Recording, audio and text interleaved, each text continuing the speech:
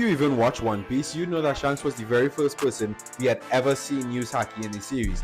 Hell, he was Luffy's mentor from the jump and the beginning, and I think that leads a lot of people to think that Shanks is actually Luffy's end goal, which he's not, but we'll get into that later. The purpose of this video is that I want to say with my whole chest that Shanks has the strongest Haki. Now, what do I mean by this? No, I do not think that Shanks can beat Mihawk, but we'll get into all of that later. What I mean is that, quick spoiler alert, in the latest chapter 1123, damn, that's a mouthful, we get a conversation between Dorry and Brogy where they essentially say that the blast of Haki that was let out by Joy Boy can only be comparable to that of Red Hair Shanks. And I know I'm adding in a little bit by saying only be comparable, but the point is that is the strongest Haki they've seen, and considering Shanks is an emperor, and I would say the current strongest emperor, Hawk is too busy off being emo, Buggy is a fraud, Gap is in retirement, he came out to do a little something with Kobe more than he ever did for Ace, and who else we got? Blackbeard, we ain't even sure if he has Conqueror's Haki, bruh, and everyone else is most likely weaker than Luffy. So when it comes to these top tier Haki feats that we need to see from the old generation, Shanks is the greatest example of that. I mean, he quite literally used the Pirate King's technique, Divine Departure. Like, that went insanely hard. And yes, while Shanks is a swordsman, there is a reason that his #1 competition is the world's strongest swordsman. And honestly, I don't even care if people think that Shanks is stronger than Mihawk. Just have a brain when you're making this argument, bro. Because some people really be making me lose brain cells as they speak. I've heard people say that Shanks doesn't use his sword like a sword. He swings it around like a club.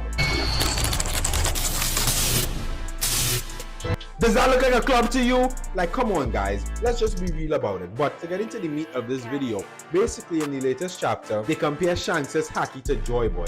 And this automatically, for me, just puts Shanks at that top tier level, because the Gorosei already have stated that Shanks has such powerful Conqueror's Haki that if he went on a rampage, he'd be extremely difficult to deal with. And this is coming from the Japanese yokai monsters, okay? They have Conqueror's Haki oozing out of their tentacles, quite literally in some cases. So if they are even scared of this guy, that has to say something about the power he wields. Now we have figures like Figalan, Garling, and this unknown guy who may or may not be Shanks' twin brother that we still haven't seen come to play. And honestly, Shanks' biggest competition, Monkey D. Dragon, but I don't know, bro. We might have to wait until the year the Gazelle or something to see him make his move, because it's honestly ridiculous at this point in time. But I also want to say, we have not seen Shanks go all out. What do I mean by this is that basically the most power we've ever seen Shanks use was probably at the end of Film Red or against Kid, that we can say, and that was not him going all out. The comparison comes from the fact that in chapter 1123, after everything has settled, the Giants remarked that all of the Marines are knocked out, even the Vice Admirals. We know from Film Red that when Shanks used his Conqueror's Haki, he knocked out a handful of Vice Admirals. That's where it's comparable, because normally the Vice Admirals, they don't get knocked out by basic Conqueror's Haki, you know? That's for like fodder Marines or fodder fishermen. Vice Admirals usually have a certain level of power to them that they can withstand those type of attacks, but yo, Shanks' Haki is capable of knocking them out, and Joy Boy's 900-year-old Haki knot was capable of knocking all of them out, even the strongest ones. So this gives credit to Shanks as a Haki wielder. I mean, at this point, bro, who else do we see utilize Haki the way that Shanks does and solely utilize Haki, bro? He is the strongest Haki user in the entire verse. I'll say he's the strongest Haki user as far as we've seen.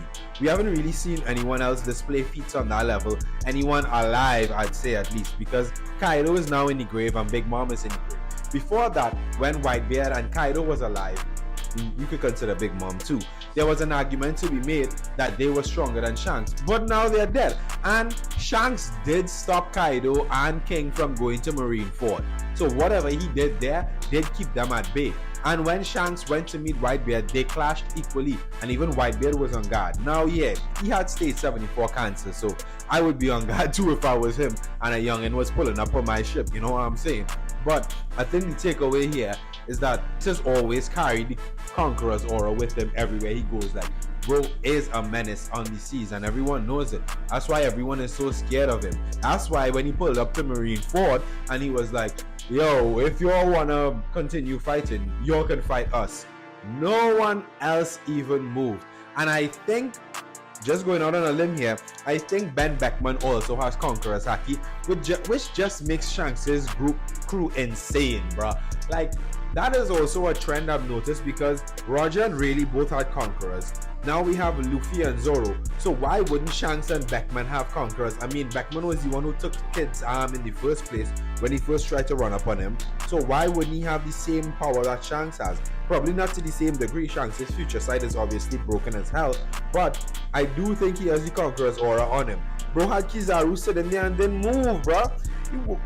Why would that be the case if bro didn't have it like that? You know what I'm saying? This is why Shanks said you can fight us, not just him, us, his crew, because his crew some heavy hitters too. But that gets me to the final matter, which is Shanks versus Mihawk. Look, I'm gonna be straight with it, right? I do not think that Shanks would win in a fight against Mihawk. But the reason I don't think he'd win is it's not because Mihawk's Haki is stronger than Shanks'. It's simply because Mihawk is the world's greatest swordsman. I mean, Oda knew what he was doing from day one when he did this nonsense, bro. Mihawk is the only person in the series to have a black blade, and there's a significance to that also.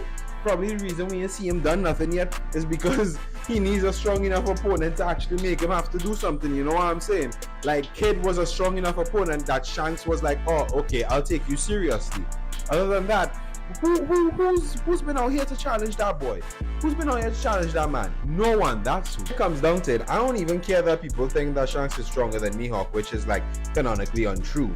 When they left off their battle last time, I believe that it was a stalemate. I don't think that any one person won. Maybe someone interrupted the fight, or maybe they both just had to stop because they were exhausted or some other extenuating circumstance.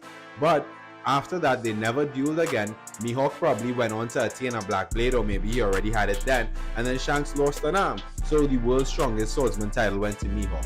Or I don't know, maybe there's more lore about Mihawk fighting against the God Knights or something, and them knowing his full power, so they gave him that title.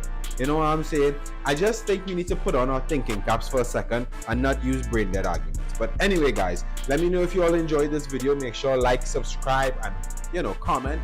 Let me know what you think about Shanks versus Mihawk in the comments, and I'll have great videos coming up for you all.